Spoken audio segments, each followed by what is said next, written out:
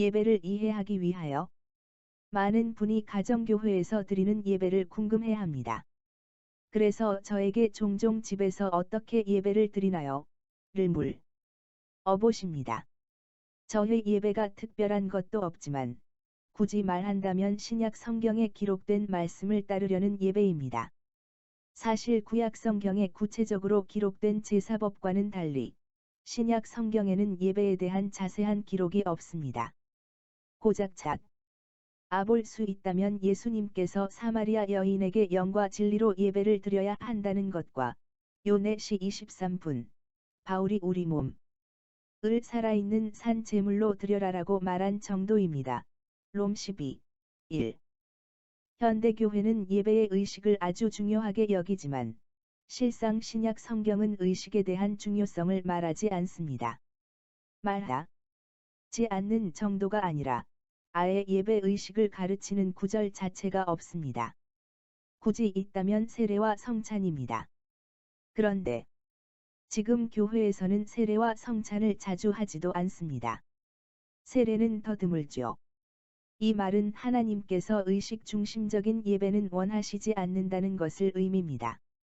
사실 현대교회에서 드리는 예배의 형식은 신약 성경이 기록한 초대교회의 전통이 아니라 유대교의 회당식 예배 전통입니다. 그러므로 사실 지금 교회에서 드리는 예배는 성경이 가르치는 방식의 예배가 아닙니다.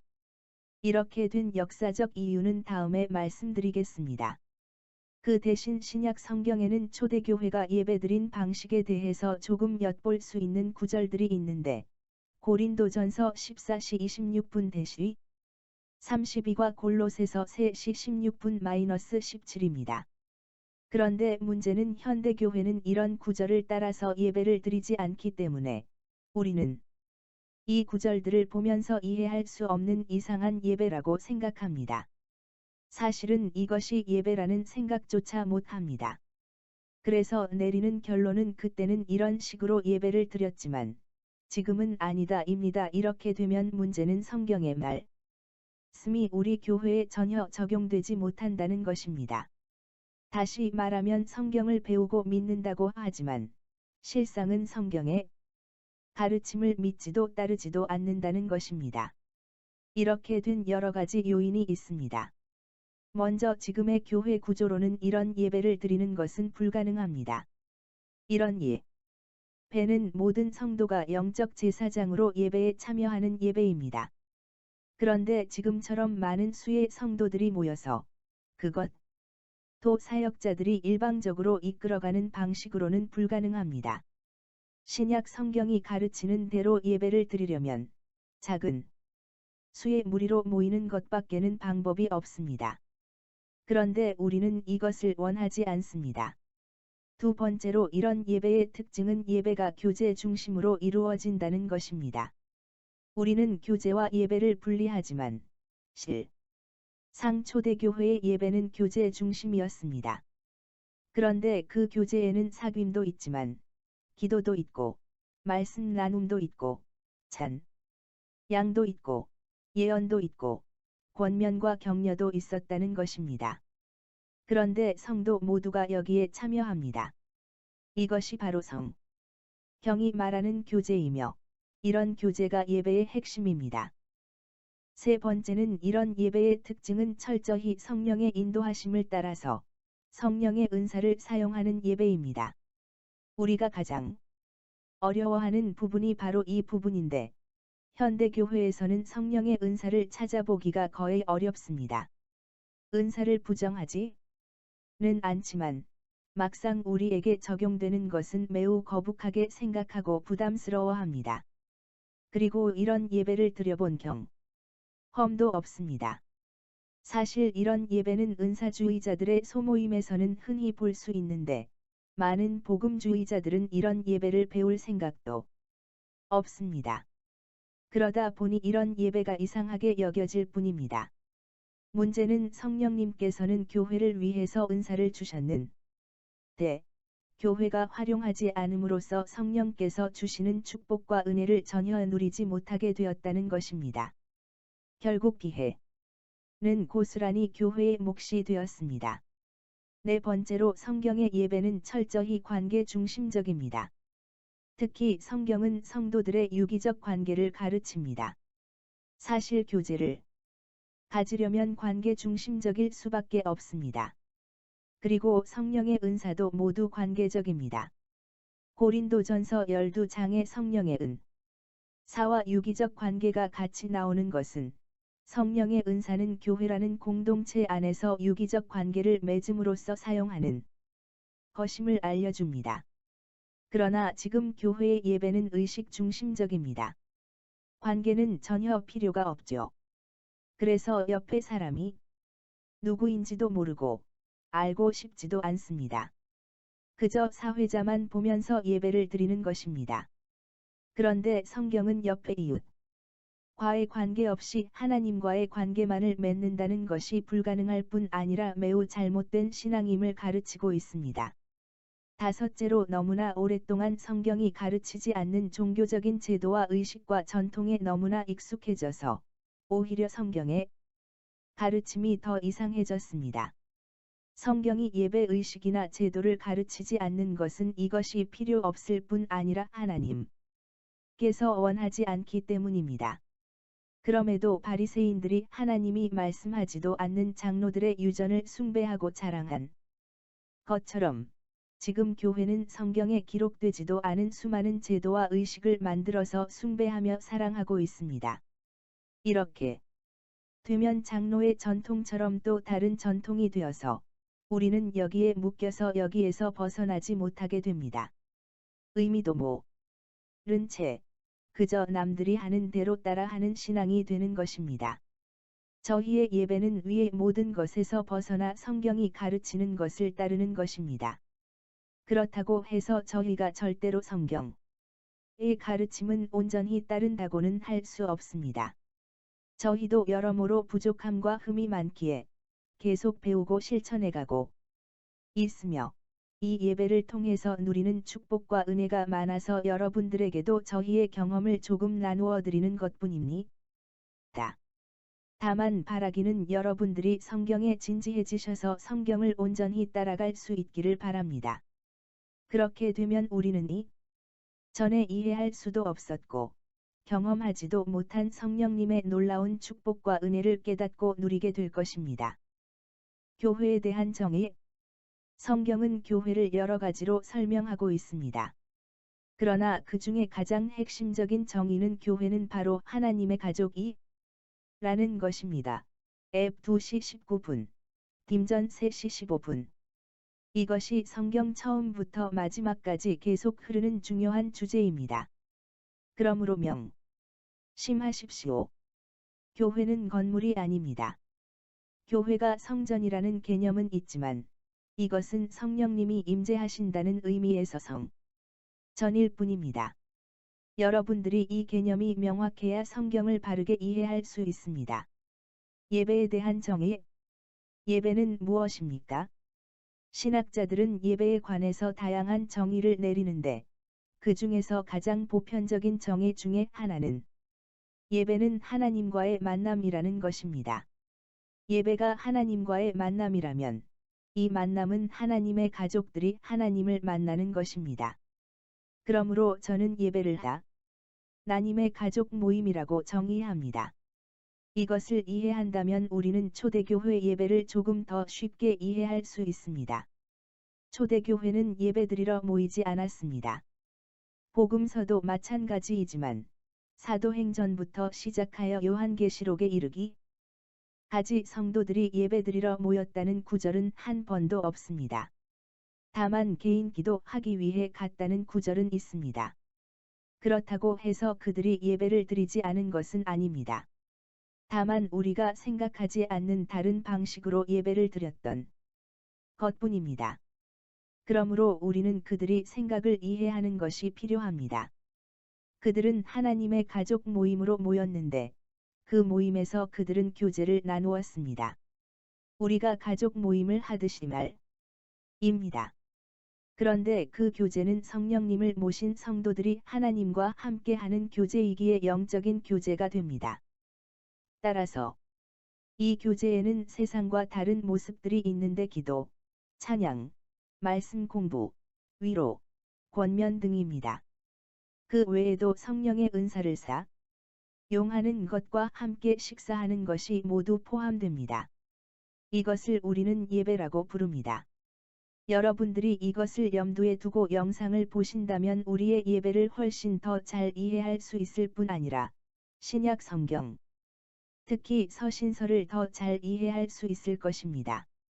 그러면 예배의 구체적인 요소들을 설명하도록 하겠습니다. 1. 환영. 모든 형제자매가 여러분에게 문안합니다. 거룩한 입맞춤으로 서로 인사하십시오. 고전 16시 20분. 예배는 하나님 안에서 가족이 된 지체들을 만나는 시간이기에 집에 들어오는 지체들을 서로 반갑게 맞아주며 인사함으로 예배는 시작됩니다. 이렇게 서로를 환영하는 시간을 통해서 지체들은 하나님 안에서 한 가족됨을 느끼게 됩니다. 어떤 분들은 교회 주보를 찾으시는데 저희는 주보가 없습니다. 그것은 필요한 것은 SNS 등을 통해 소통하기에 굳이 주보를 만들 이유가 없기 때문입니다. 2. 헌금. 그들은 큰 환난의 시련을 겪으면서도 기쁨이 넘치고 극심한 가난에 쪼들리면서도 넉넉한 마음으로 남에게 베풀었습니다. 내가 증언합니다. 그들은 힘이 닿는 대로 구제하였을 뿐만 아니라 오히려 힘에 지나도록 원해서 하였습니다. 기쁜 마음으로 각자의 형편에 맞게 바치면 하나님께서는 그것을 기쁘게 받으실 겁니다. 하나님께서는 없는 것까지 바치는 것을 바라지 않으십니다. 고후 8, 2-3, 12. 모든 헌금은 각자의 형편에 따라서 자원하여 기쁨으로 드리는데 예배 시간에 헌금 바구니를 돌리지 않고 각자가 집 입구에 있는 헌금함에 드립니다. 또한 여러 항목의 헌금이 없이 그냥 헌금일 뿐이며 헌금은 하나님과 나와의 관계가 중요하기에 무명으로 드립니다. 그리고 모든 주일 헌금은 선교 헌금과 구제 헌금으로 사용합니다. 사역자의 생활을 궁금해하는 분들이 많으십니다. 저희는 공식적이고 정해진 생활비나 월급이 없습니다. 그 대신 개별적으로 자원하여 성령님의 감동을 따라 사역자 생활을 후원합니다. 교회 재정도 1년 예산 같은 것은 없습니다. 가정교회이기에 건축 헌금도 없습니다. 필요한 것은 믿음으로 구하고 최선을 다해 헌금하되 모인 금액 안에서 성령님의 감동하심을 따라 그때그때 사용합니다. 3. 다과 준비. 그들이 땅에 올라와서 보니 숯불을 피워 놓았는데 그 위에 생선이 놓여 있고 빵도 있었다. 예수께서 자들에게 말씀하셨다. 너희가 지금 잡은 생선을 조금 가져오너라. 예수께서 그들에게 말씀하셨다. 와서 아침을 먹어라. 예수께서 가까이 오셔서 빵을 집어서 그들에게 주시고 이와 같이 생선도 주셨다. 역 21, 9-13. 저희 예배의 특징 중에 하나는 늘 먹을 것을 준비해서 음식을 먹으면서 예배를 드린다는 것입니다. 그래서 주일이 되면 성도분들이 다양하게 먹을 것을 준비해서 오십니다. 어떤 분들은 예배 드리는데 음식 먹는 것을 경건하지 못하다고 생각하기도 합니다. 그러나 성경은 전혀 다른 이야기를 하고 있습니다. 예수님과 사람들의 만남의 특징 중에 하나는 늘 먹을 것이 있었다는 것입니다. 심지어 예수님께서 얼마나 먹을 것을 좋아하셨는지 바리새인들에게 천박하다고 비난까지 당하셨습니다. 심지어 예수님께서 제자들을 위해 직접 음식을 준비하기도 하셨는데 먹는 것이 예수님의 만남에 아주 중요한 역할을 하기 때문입니다. 먹는 것은 단지 육신의 배고픔이나 식욕을 충족시키기 위함이 아닙니다. 음식은 관계의 윤활유와 같은 역할을 해서 교제를 더 즐겁고 기쁘게 합니다. 예배에서 성도 간의 관계는 매우 중요한데 음식이 더 친밀하고 기쁜 관계가 되도록 도와줍니다. 그런데 우리는 이럴 때 하나님의 사랑을 느낍니다. 따라서 음식은 예배의 아주 중요한 요소 중의 하나입니다. 사교제. 내가 제단에 제물을 드리려고 하다가 내 형제나 자매가 내게 어떤 원한을 품고 있다는 생각이 나거든. 너는 그 제물을 제단 앞에 놓아두고 먼저 가서 내 형제나 자매와 화해하여라. 그런 다음에 돌아와서 제물을 드려라. 마 5시 23분-24. 그들은 서로 사귀는 일과 빵을 떼는 일과 기도에 힘썼다. 행 2시 42분. 우리는 여러분도 우리와 서로 사귐을 가지기를 바라는 것입니다. 우리의 사귐은 아버지와 또 그의 아들 예수 그리스도와 함께하는 사귐입니다. 요일 1. 3. 교제는 하나님의 창조 목적이자 성도가 구원받은 이유이며 천국에서 영원히 누릴 축복입니다. 천국은 이것을 완전하게 누릴 특별한 장소일 뿐이지 천국이 구원의 목적은 아닙니다. 그만큼 교제는 중요합니다. 특히 예배는 하나님의 가족 모임입니다. 여러분들의 일가 친척이 모처럼 한자리에 다 모였다고 생각해 보십시오. 그 자리에는 가족의 근원이 되신 할아버지와 할머니도 계시지만 이모 고모 삼촌 외삼촌도 있고 사촌들과 조카들도 있습니다. 그런데 이렇게 다 모이면 어떻게 할까요? 모두가 할아버지 할머니 앞에 모여서 근엄하게 가만히 앉아서 할아버지 할머니의 이야기만 들을까요? 아니면 친척들끼리 서로 즐겁게 교제를 나누며 함께 음식도 먹을까요? 만약 많은 자녀가 할아버지와 할머니를 위해서 좋은 선물을 가지고 왔다고 합시다. 그런데 서로가 인사도 하지 않고 바라보지도 않으면서 근엄한 얼굴로 두 분의 얼굴만 바라보다 있다면 과연 두 분의 마음은 어떠할까요? 과연 그런 선물이 기쁘고 자녀들이 자랑스러울까요? 초대교회 예배를 이해하려면 성경이 교회를 무엇이라고 부르는지를 이해해야 합니다. 교회는 하나님의 가족이며 예배는 하나님의 가족 모임입니다. 그러므로 성도들이 서로 모여서 사귐을 가지는 것은 너무나 당연할 뿐 아니라 아주 중요합니다. 그런데 하나님의 가족이라 하지만 막상 우리는 모두 다른 삶을 살아왔기에 서로를 잘 모릅니다. 따라서 교제는 성도들이 실질적으로 하나님 안에서 한 가족됨을 이루게 하는 핵심적인 방법입니다. 다시 말하면 교제 없이는 하나님 안에서 한 가족됨을 누리는 것은 불가능합니다. 교제는 집에 들어올 때부터 시작되어 꽤 오랜 시간 동안 진행됩니다. 이 시간에 지체들이 서로의 안부를 물을 뿐 아니라 각자가 삶의 어려움과 은혜를 나누면서 지체들이 서로를 이해하고 격려하고 권면하며 위로합니다. 찬양. 대략 11시 50분분에 시작. 감사한 마음으로 시와 찬미와 신령한 노래로 여러분의 하나님께 마음을 다하여 찬양하십시오. 골 3시 16분. 이 시간은 우리의 아버지이신 하나님을 기뻐하고 우리의 구원자이신 예수님을 찬양하며 우리의 인도자가 되신 성령님께 감사드리는 시간입니다. 이 시간이 보통 20물결표 쌓인 30분 정도 되지만 때로는 기도와 함께 계속 찬양을 드리면서 더 오래 찬양을 드리기도 합니다. 6. 합심 기도. 대략 12시 10분분에 시작. 그들은 기도에 힘썼다. 행 2시 42분. 베드로는 마가라고도 하는 요한의 어머니 마리아의 집으로 갔다. 거기에는 많은 사람이 모여서 기도하고 있었다. 행 12시 12분. 그러면 형제자매 여러분, 어떻게 해야 하겠습니까? 여러분이 함께 모이는 자리에는 찬송하는 사람도 있고 가르치는 사람도 있고 하나님의 계시를 말하는 사람도 있고 방언으로 말하는 사람도 있고 통역하는 사람도 있습니다. 모든 일을 남에게 덕이 되게 하십시오. 고전 14시 26분.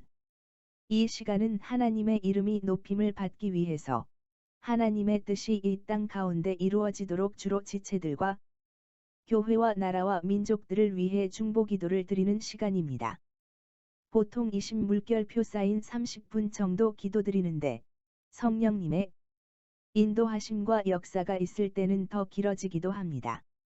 이때 다 함께 통성으로 합심 기도를 드리는데 이것은 기도의 능력을 받기 위함도 있고 기도하는 훈련을 위한 목적도 있습니다. 그리고 때로는 성령님의 음성을 듣고 함께 나누기도 하고 감동을 받은 분들이 서로 돌아가면서 기도를 하기도 합니다. 7. 말씀 공부, 가르침. 대략 12시 40분에 시작. 그들은 사도들의 가르침에 몰두하며 행 2시 42분.